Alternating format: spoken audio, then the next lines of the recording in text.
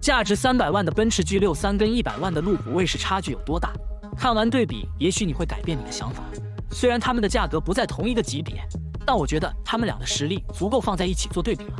那么首先我们来看一下奔驰 G63的表现。G63搭载了一个 4.0T 的 V8 双涡轮增压发动机，最大扭矩可达850牛米，585匹的马力。它的车身重量为2.6吨，轮胎为倍耐力蝎子王。第一遍测试开启低速越野模式，并且只锁止中央差速锁的情况下，遇到这种左右特别深的交叉轴时， G63会出现原地打滑的情况，电子限滑感觉并没有起到多大作用，完全就是靠车主油门一脚一脚踩出来的。在通过这种地形时，只开启中央差速锁跟低速四驱的情况下，还是可以比较轻松通过的。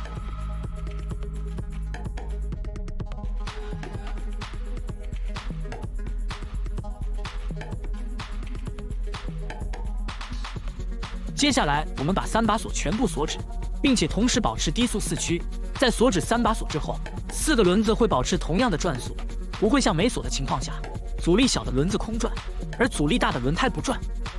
再一次来到交叉轴所处的位置，像过这种坑最怕的就是停止再起步。G63为了掩饰3把锁的厉害之处，车主只需轻轻给油，低速四驱会放大扭矩，车轮保持强有力的同时，让车轮不打滑，讲的就是一个稳字。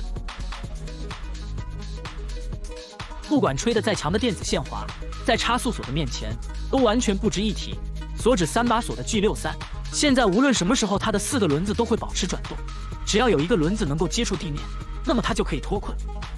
大家觉得这300万花的值不值呢？毕竟有句话说得好，不管有路没路，奔驰大 G 都能给你开出一条路来。这未免有点太夸张了。到山顶的这些坑坑洼洼， G63基本上可以说挂一档，不踩油门都能开过去。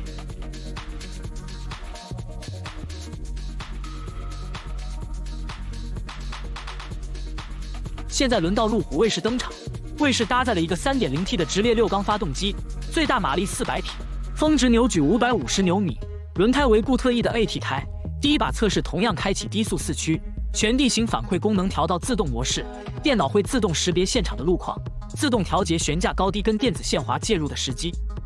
卫士只带有后桥差速锁跟中央差速锁，在自动模式下，系统会自动决定锁止或不锁止差速锁，无需人工干预。可以看到卫士搭载的全地形反馈系统还是相当厉害的，电脑控制的电子限滑相当及时，从前轮就可以看出，因为前桥是不带差速锁的。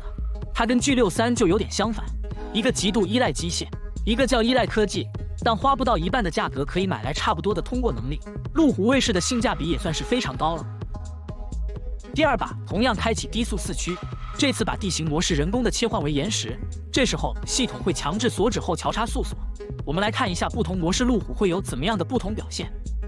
在锁止后锁之后，电脑需要不断的调整动力分配，并决定是否锁止中央差速锁。可以看到路虎的延时模式情况下，电脑控制的还是相当精准的。如果把这套路虎的全地形反馈系统移植到奔驰大 G 身上，那么是不是意味着奔驰大 G 无需3把锁也可以拥有那么强的通过能力？